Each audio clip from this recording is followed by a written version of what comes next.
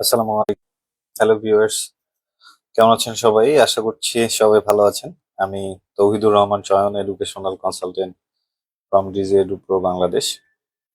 প্রতিদিনের মতো আজকেও আমরা নতুন একটি বিষয় নিয়ে আলোচনা করব। আহ, যে ইনফরমেশন গুলো আসলে চায়নার উচ্চশিক্ষার জন্য যারা যেতে ইচ্ছুক তাদের সকলেরই এর জন্য হেল্পফুল হবে আশা করি।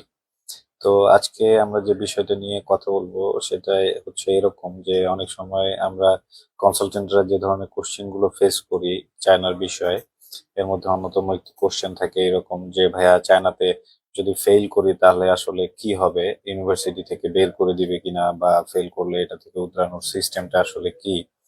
তো আজকে আমরা এই বিষয়গুলো নিয়ে জানার চেষ্টা করব যে চায়নাতে আসলে কোনো সাবজেক্টে ফেল করলে আসলে বিষয়টা কি দাঁড়ায় এবং এর জন্য কি করতে হয়। তো প্রথমত আমরা আলোচনা করি যে চায়নাতে আসলে ফেল সিস্টেমটা আসলে কেমন। প্রথমে তো সিস্টেমটা সম্পর্কে জানতে হবে। তো চায়নাতে আসলে ফেল করা মানে যে লাইফটা শেষ, বিষয়টা এরকম না। সাবজেক্ট ফেল করলে পুরো পুরো ইয়ারটা আসলে ওয়েস্ট হয় না আপনাদের। এটা আপনাদের জানাটা জরুরি। ইউজুয়ালি স্পেসিফিক সাবজেক্ট রিপিট দিতে হয় আর কি, মানে হচ্ছে আপনি যে সাবজেক্টটা ফেল করলেন বা যে সাবজেক্টে আপনি আশানুরূপ রেজাল্ট করতে পারলেন না সেটা আপনি আবার রিপিট দিতে পারবেন। বাংলাদেশের মতো এরকম বিষয়টা না যে আপনার ফুল ইয়ারটা ড্রপ চলে যাবে বা এই ধরনের কোনো সমস্যা হবে। আসলে এতটা ভয় পাওয়ার কিছু নেই, আপনি সেটা রিপিটেড দিতে পারবেন। যেমন হচ্ছে ব্যাকলগ এবং রিটেক সিস্টেম আছে, যেটা এটা নিয়ে একটু আলোচনা করলে যখন কোনো স্টুডেন্ট কোনো সাবজেক্টে যখন ফেল করে তখন তাকে রিটেক এক্সাম দিতে হয়। রিটেক এক্সাম দিতে হয় এবং কখনো কখনো নেক্সট সেমিস্টারেও চান্স দেয়। কিছু ক্ষেত্রে কিছু ক্ষেত্রে এরকম হয় যে এক্সট্রা ফি দিতে হয়, রিপিট ক্লাস করতে হতে পারে। ইউনিভার্সিটি ভেদে রুল একটু চেঞ্জ হয়, এক এক ইউনিভার্সিটির রুলস আসলে এক এক রকম, এই জন্য ইউনিভার্সিটি ভেদে রুলস চেঞ্জ হতে পারে। আম, এখন যে বিষয়টা নিয়ে বলাটা জরুরি সেটা হচ্ছে স্কলারশিপ স্টুডেন্টদের আসলে কোনো প্রবলেম হয় কিনা, বা স্কলারশিপ স্টুডেন্টদের আসলে সিচুয়েশনটা ইউনিভার্সিটিতে অনেক সেন্সিটিভ থাকে, তাদেরকে অনেক কেয়ারফুল হতে হয়। তো আর অধিকাংশ স্টুডেন্ট চায়নাতে উচ্চশিক্ষায় স্কলারশিপ নিয়েই যায়। সুতরাং যদি কোনো স্কলারশিপ পাওয়া স্টুডেন্ট কোনো সাবজেক্টে ফেল করে তাহলে তার ক্ষেত্রে বিষয়টা কি দাঁড়ায়, এটা নিয়ে অনেকেই টেন্স থাকেন। তো সেই বিষয়টা আমি ক্লিয়ার করে দিই। আসলে এটা খুব ইম্পর্টেন্ট একটা বিষয় যে একটা সাবজেক্ট ফেল করলে প্রথমে যে ইন্টারন্যাশনাল স্টুডেন্ট স্কলারশিপে চায়না ইউনিভার্সিটিতে যায়, প্রথমত সে যদি একটা সাবজেক্টে ফেল করে তাহলে এক্ষেত্রে ইউনিভার্সিটি তাকে একটা ওয়ার্নিং দেয়। একটা সাবজেক্ট ফেল করলে ইউনিভার্সিটি একটা ওয়ার্নিং দেয় জাস্ট। দেন যদি মাল্টিপল ফেল হয়, আপনার যদি একাধিক সাবজেক্টে ফেল হয়, এক্ষেত্রে আসলে স্কলারশিপটা আপনার রিডিউস হতে পারে, আপনার স্কলারশিপ কমে যেতে পারে। এবং পরিস্থিতি যদি এরকম হয় যে আপনার রেজাল্ট, একাডেমিক রেজাল্ট আসলে ভালো না, আপনি একাধিক সাবজেক্টে ফেল করছেন যেটা আসলে এক্সপেক্টেড না, যদি এরকম হয় তাহলে আপনার স্কলারশিপটা ক্যান্সেল পর্যন্ত হয়ে যেতে পারে। মেইনলি আসলে বিষয়টা যেটা ইম্পর্টেন্ট বিষয় সেটা হচ্ছে সিজিপিএ মেনটেন করা। আপনি যখন স্কলারশিপ নিয়ে চায়নায় উচ্চশিক্ষায় যাবেন তখন আপনাকে সিজিপিএ মেনটেন করতে হবে। আই মিন হচ্ছে আপনার রেজাল্ট ভালো থাকতে হবে, আপনার একাডেমিক পারফরমেন্স ভালো থাকতে হবে। আপনি যদি আপনার স্কলারশিপটা ক্যারি করতে চান এক্ষেত্রে আপনার পারফরমেন্স ভালো হতে হবে। আসলে পারফরমেন্সের উপর ভিত্তি করেই আপনি স্কলারশিপটা ক্যারি করতে পারবেন।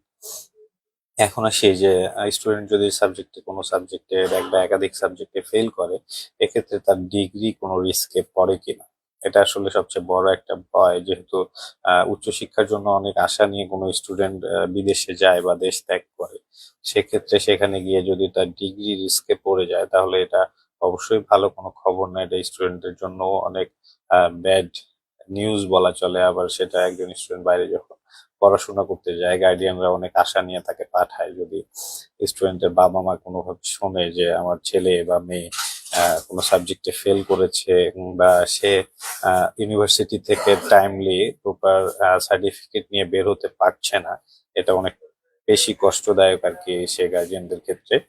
তো আসলে ডিগ্রি রিস্কে পড়ে কিনা এক বা একাধিক সাবজেক্টে ফেল করলে, এই বিষয়টা নিয়ে জানি। আসলে রিয়েলিটিটা হচ্ছে এরকম, এক দুইটা সাবজেক্টে ফেল আসলে এটা কোনো প্রবলেম ক্রিয়েট করে না। এক দুইটা সাবজেক্ট ফেল হলে সেটা আপনি রিটেক দিতে পারবেন, সেটা কাভার করে নিতে পারবেন। কিন্তু আসলে বারবার যখন আপনি ফেল করবেন তখন এটা আপনার জন্য বিপজ্জনক হয়ে দাঁড়াবে। এটা আস্তে আস্তে আপনি প্রথমত একাডেমিক ওয়ার্নিং পাবেন, এরপরও যদি আপনি প্রোগ্রেস না করতে পারেন এক্ষেত্রে আপনি প্রবেশনে চলে যাবেন। এবং সবচেয়ে ওর্স্ট কেস যেটা সেটা হচ্ছে আপনি এক্সপেলও হয়ে যেতে পারেন, বা আপনি যদি বারংবার একাধিকবার যদি আপনি প্রতি সেমিস্টারেই যদি আপনার এরকম কেস হয়ে থাকে তাহলে হয়তো বা আপনি এক্সপেল হয়ে যাবেন, আপনাকে দেশেও ব্যাক করতে হতে পারে। তো আশা করবো এই ধরনের সিচুয়েশন কোনো স্টুডেন্টস এর ক্রিয়েট হবে না, সবাই মন দিয়ে পড়াশোনা করবেন।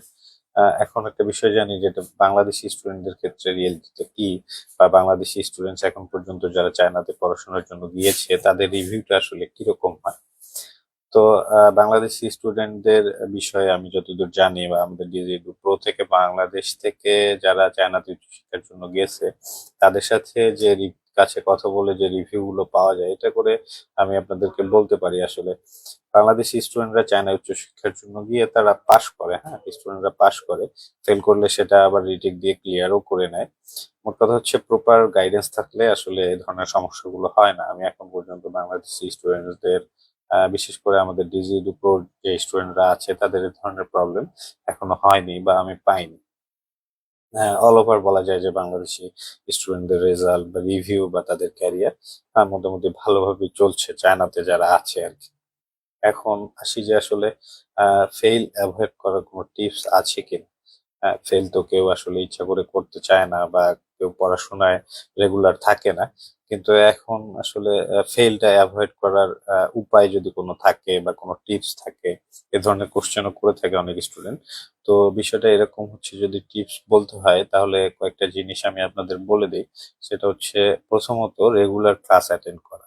আসলে আপনি যখন ভালো রেজাল্ট করতে চাবেন, পরীক্ষায় ভালো পারফরমেন্স করতে চাবেন, তখন অবশ্যই আপনাকে রেগুলার ক্লাস অ্যাটেন্ড করতে হবে। আসলে ক্লাসে যখন আপনি অ্যাটেন্ড করবেন, ক্লাসে আপনার অর্ধেক পড়াশোনা হয়ে যায়। সো ক্লাস অবশ্যই অ্যাটেন্ড করবেন মনোযোগের সাথে। সেই সাথে নেক্সট যে বিষয়টাতে খেয়াল রাখবেন সেটা হচ্ছে অ্যাসাইনমেন্ট টাইমলি সাবমিট করবেন। অনেক স্টুডেন্ট অ্যাসাইনমেন্টের ডেট আছে আরো কয়েকদিন, কালকে দিব বা পরশু দিব, এভাবে করতে করতে ডেডলাইনে দিতে চায়। অনেক সময় ডেডলাইনে গিয়ে তাড়াহুড়ায় যখন অ্যাসাইনমেন্টটা কমপ্লিট করতে যায়, অ্যাসাইনমেন্টটা আসলে পারফেক্ট হয় না, বা সেটা কাঙ্ক্ষিত নাম্বার ক্যারি করতে পারে না। সো আসলে টাইমলি অ্যাসাইনমেন্ট গুলো সাবমিট করবেন, ট্রাই করবেন ডেডলাইনেরও দেখবেন আগে যেন আপনি বিষয়টা ক্লিয়ার করে ফেলতে পারেন। এরপর যে টিপসটা থাকবে সেটা হচ্ছে চাইনিজ বেসিক্স কিছু জিনিস শিখে নেওয়া। হ্যাঁ, এটা চাইনিজ বেসিক ল্যাঙ্গুয়েজ হতে পারে, এতে করে টিচারের সাথে আপনার কমিউনিকেশন ভালো হবে। আপনি টিচারের কাছে বুঝে নিতে পারবেন যে যে জিনিসগুলো আপনি বুঝবেন না বা যেটাতে আপনার প্রবলেম হবে। সো বেসিক চাইনিজ গুলো শিখে নেবেন, এটা আসলে ইম্পর্টেন্ট একটা বিষয়। এবং সবচেয়ে মোস্ট ইম্পর্টেন্ট বিষয় যেটা হয় স্টাডির ক্ষেত্রে, যে আপনি পড়াশোনায় ভালো রেজাল্ট করতে চাচ্ছেন, ভালো পারফরমেন্স করতে চাচ্ছেন, এটাতে মোস্ট ইম্পর্টেন্ট যে বিষয়টা সেটা হচ্ছে গ্রুপ স্টাডি করা। যখন আপনি গ্রুপ স্টাডি করবেন তখন আপনার বিভিন্ন ল্যাকিংস গুলো যেটা থাকে, আপনার ভুল ভ্রান্তি থাকে, বা আপনি যেটা পারেন না সেটা অন্য কেউ পারে, আপনার বন্ধু অন্য বান্ধবী তারা হতে পারে। আসলে গ্রুপ স্টাডির এরকম অনেক পজিটিভ দিক আছে যেগুলো আপনার পড়াশোনায় অনেক বেশি হেল্প করবে। আসলে লাস্ট মোমেন্টে স্টাডি করলে সেটা কখনো পারফেক্ট হয় না। লাস্ট মোমেন্টে স্টাডি করলে সেটা আসলে আহ কোনো ভালো ইফেক্ট ফেলে না, বলতে গেলে সেটা প্রবলেমই হয়। তো ফেল করলে আসলে ভয় পাওয়ার কিছু নেই। যদি এক দুইটা সাবজেক্টে আপনার ফেল থাকে সেটা আপনি রিকভার করে নিতে পারবেন। চেষ্টা করবেন যেন আসলে ফেলই না আসে। যদিও আসে এক দুটো সাবজেক্টে সেটা কভার করতে পারবেন, এবং এর অধিক ফেল হতে কখনো দিবেন না। আশা করি যে মনোযোগ দিয়ে পড়াশোনা করবেন। তো আসলে চায়নাতে শেষ যে কথাটা আমি বলি চায়না উচ্চশিক্ষার ক্ষেত্রে সেটা হচ্ছে, চায়নাতে ফেল করলে আসলে লাইফ শেষ হয় না। রিটেক সিস্টেম অ্যাভেলেবেল আছে, বাট কেয়ারলেস হলে রিস্ক আছে। কেয়ারলেস হবে না, পড়াশোনার ক্ষেত্রে কেয়ারফুল থাকবেন, তাহলে আশা করি এই ধরনের সিচুয়েশন আপনাদেরকে ফেস করতে হবে না। চায়না স্টাডি নিয়ে আসলে যদি এর বাইরে এ নিয়ে আরো আপনাদের কোনো কোশ্চেন থাকে, আশা করি ফেল করা নিয়ে আপনাদের কোনো কোশ্চেন থাকবে না। যদিও যেটা জানার থাকে আমি আপনাদের বলে দিলাম, নর্মালি এক দুইটা সাবজেক্ট নিয়ে প্রবলেম নাই, চেষ্টা করবেন একাধিক সাবজেক্টে যেন এই সমস্যাগুলো না হয়। এরপরও চায়না স্টাডি নিয়ে আপনাদের কোনো কনফিউশন থাকে যদি, তাহলে কমেন্টস করতে পারেন। আর প্রপার গাইডেন্স পেতে অবশ্যই আমাদের ডিজিডু প্রো বাংলাদেশ অফিসে ভিজিট করতে আসবেন, অথবা যারা ঢাকার বাইরে থাকেন, অন্যান্য জেলায় থাকেন, তারা আমাদের অনলাইনে আমাদের সার্ভিসগুলো নিতে পারেন, অনলাইনে গাইডেন্স নিতে পারেন। সরাসরি আমাদের পেজে মেসেজ করে অভিজ্ঞ কনসালটেন্টদের গাইডেন্স নিতে পারেন, অথবা সরাসরি কনসালটেন্টের কন্ট্যাক্ট নাম্বারেও যোগাযোগ করে গাইডেন্স নিতে পারেন। আমরা সার্বক্ষণিক আপনাদের সহযোগিতায় নিয়োজিত আছি। তো আজকে এ পর্যন্তই। আহ, আশা করি পরবর্তীতে আবার নতুন কোনো একটা ইম্পর্টেন্ট বিষয় নিয়ে আপনাদের সামনে আসবো এবং কিছু ইনফরমেশন শেয়ার করব। সে পর্যন্ত সবাই ভালো থাকবেন, সুস্থ থাকবেন। আসসালামু আলাইকুম।